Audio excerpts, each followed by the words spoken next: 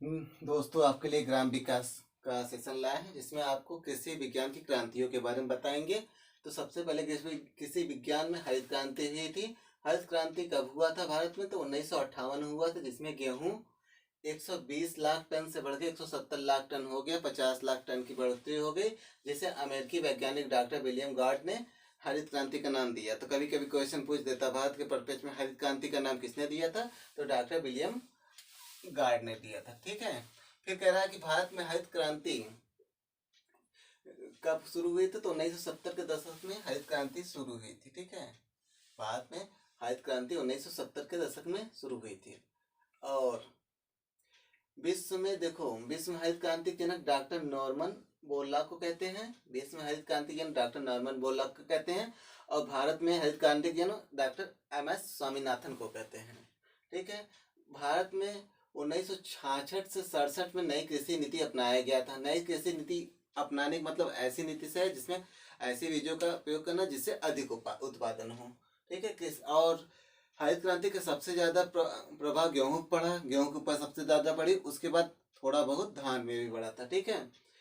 ये किन क्षेत्रों में सबसे ज्यादा बढ़ा था? तो पंजाब, हरियाणा, पश्चिमी उत्तर प्रदेश और गंगानगर में। पंजाब, हरियाणा, पश्चिमी उत्तर प्रदेश और गंगानगर में सबसे ज्यादा हरित क्रांति का प्रभाव देखा गया था। ठीक है। फिर उसके हरित क्रांति की बात आता है श्वेत क्रांति। श्वेत क्रांति कब हुआ था? 1964 से 65 के बीच। श्वेत क्रांति की शुरुआत 1964 से 65 के बीच हुई थी। श्वेत क्रांति रिलेटेड किससे? दूध उत्पादन से। श्वेत क्रांति दूध उत्पादन से है। और ऑपरेशन फ्लड 1970 में डॉक्टर वर्गीज कुरियन ने किया था। ऑपरेशन फ्लड का डॉक्टर वर्गीज कुरियन ने 1970 में किया था। ये ऑपरेशन फ्लड के प्रभाव से ही भारत वर्ल्ड में दूध उत्पादन नंबर 1 पे है। और इस समय दूध उत्पादन में नंबर 1 पे भारत है और नंबर 2 पे अमेरिका है। भारत 18.5% के साथ नंबर 1 पे है। ठीक है। और नंबर 2 पे अमेरिका है। भारत में प्रति व्यक्ति दूध उपलब्धता 322 ग्राम है। एक व्यक्ति को 322 ग्राम दूध कम से कम मिल सकता है, जो कि मिनिमम क्वांटिटी होती है कि एक व्यक्ति को कम से कम 220 ग्राम दूध मिलना चाहिए। लेकिन भारत में मिनिमम न्यूनतम से ज़्यादा है, 322 ग्राम एक व्यक्ति के लिए उपलब्ध है। हरित क्रांति ये श्वेत क्रांति 3 चरणों में हुआ था। तो पहला तो 1970 से 78, दूसरा 78 से 85 और तीसरा 85 से 95। श्वेत क्रांति 3 चरणों में हुआ था। पहला 1970 से 78, दूसरा 78 से 85 और तीसरा 1985 से 95। इन 3 चरणों में श्वेत क्रांति हुआ था। ठीक है। देश में सकल राष्ट्रीय उत्पाद में डेयरी का 3.9% है। सकल राष्ट्रीय उत्पाद GNP में डेयरी उत्पादन कितना है? तो 3.9% है। ठीक है।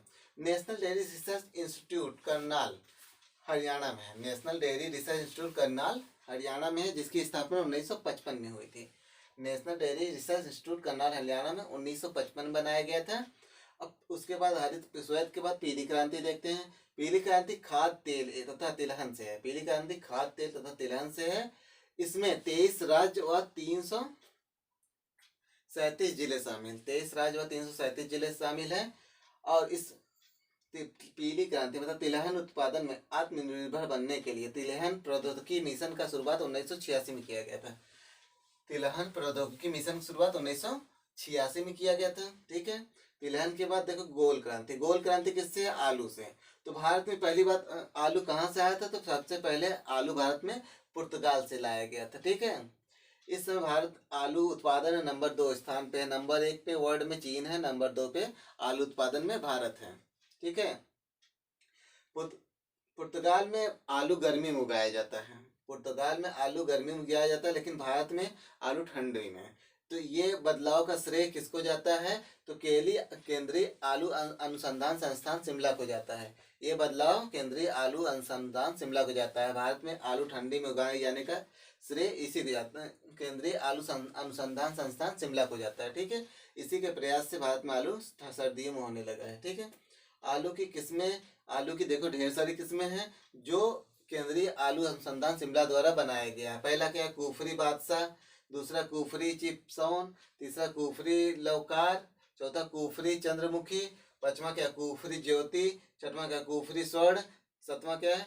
कुफरी लालिमा। ये सब आलू के प्रकार हैं। ठीक है। और अगला स्लाइड में थोड़ा सा देख लीजिए।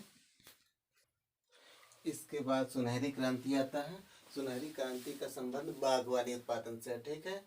और सुनहरी क्रांति में सब्जी और फल में भारत विश्व में नंबर 2 पे है। सुनहरी क्रांति के अंदर सब्जी और फल में भारत विश्व में नंबर 2 पे आ गया है, ठीक है। इसके बाद इंद्रधनुष क्रांति। इंद्रधनुष क्रांति का जुलाई 2000 में नई कृषि नीति के घोषणा की गई थी। इंद्रधनुष क्रांति के लिए जुलाई 2000 में नई कृषि नीति की घोषणा की गई थी, जिसका वर्णन इंद्रधनुष क्रांति के रूप में किया गया। जुलाई 2000 में नई कृषि नीति की घोषणा की गई थी, जिसका वर्णन इंद्रधनुष क्रांति के रूप में किया गया था। इसमें क्या किया गया था, जैसे देखो, हरित क्रांति, पीली क्रांति, श्वेत क्रांति, नीली क्रांति, रजत क्रांति, गुलाबी क्रांति, भूरी क्रांति, धूसर क्रांति, लाल क्रांति आदि को एक साथ लेकर ही चलने को इंद्रधनुष क्रांति कहा गया। हरित क्रांति, पीली क्रांति, श्वेत क्रांति, नीली क्रांति, रजत क्रांति, गुलाबी क्रांति, भूरी क्रांति, धूसर क्रांति, लाल क्रांति आदि को एक साथ लेकर चलने को ही इंद्रधनुष क्रांति का नाम दिया गया, ठीक है। तो ये सारी क्रांतियाँ थी कृषि संबंधित। सेशन अच्छा लगे लाइक सब्सक्राइब शेयर जरूर करें। और जो आप लेखपाल से रिलेटेड जो भी क्लास आप पहले देखना चाहते हैं उसका कमेंट करें, चाहे मैथ, हिंदी, कोई भी टॉपिक, उसको हम पहले बना के आपको देंगे। Thanks for watching.